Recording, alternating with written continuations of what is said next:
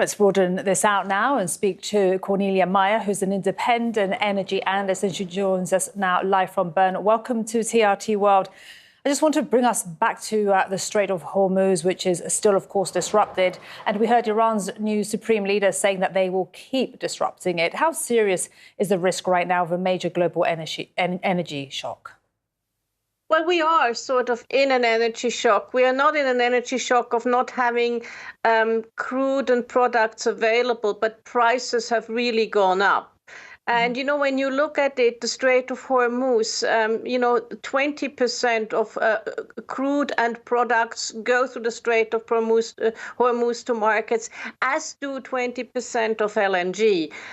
There is some reprieve because there's about 5 million barrels a day that can go to the west to east pipeline of Saudi crude to Yanbu, which is on the west coast, and then there's 1.5 million barrels a day which can go to Fujairah, which is in the Gulf of Oman. But that's a drop in the ocean compared to everything else. And looking at the 400 million barrels a day that the IEA is releasing, it's not that much. 400 million barrels a day is not even 4 days of global consumption. And if it's 20%, then it's maybe 20 days that this will hold out.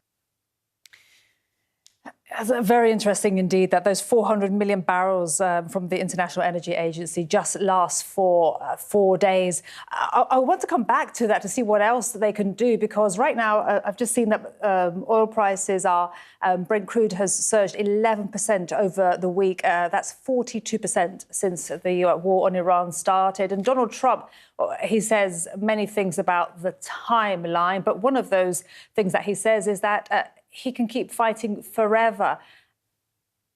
When you hear that there is an extensive timeline, what goes through your mind, and what would that mean for oil prices?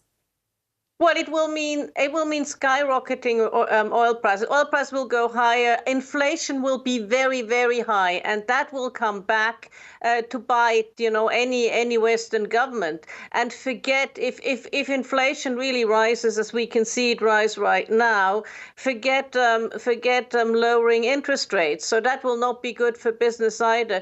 So we are looking for a very, very tricky situation for business. And I would like to quote the CEO of Aramco, who said, look, if this goes on too long, it will have really, really grave impact on the global economy. Yeah, he called it catastrophic. The CEO of Aramco, it really is very worrying indeed. Cornelia, thank you for raising that point. For so many people, the financial crisis of 2008 is still very much in their minds. Is that on your mind too?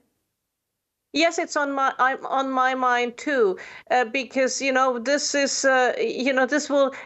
High inflation will have a trickle-down effect. And I look at some of the Western economies. I look, let's say, at the locomotive of Europe, which is Germany. They had 2 years of recession. They now think this year they will have 1% of growth. Well, if this persists, that percent of economic growth is going to be gone. I also think further than that. I also think of developing economies, because inflation is bad, but 30% of nitrogen-based fertilizer has also to pass through the Straits of Hormuz. So if you have suddenly spikes in price of fertilizer, and it went up considerably, that will be very bad for food security, and it will be very bad for affordability of food. And the rich countries will be able to somehow afford it. The poor countries will have a very hard time. Plus, we don't have a USAID anymore, and many of the countries spend less money now on aid and more on defense. So this looks really dire. Cornelia, you raised many points of concern there. I hope to follow up with you on these one day. Thank you very much indeed. Such a pleasure to speak to you. Cornelia Meyer joining us there from Bern, an independent energy analyst. Thank you for speaking to us on TRT World. Thank you very much indeed, Maria.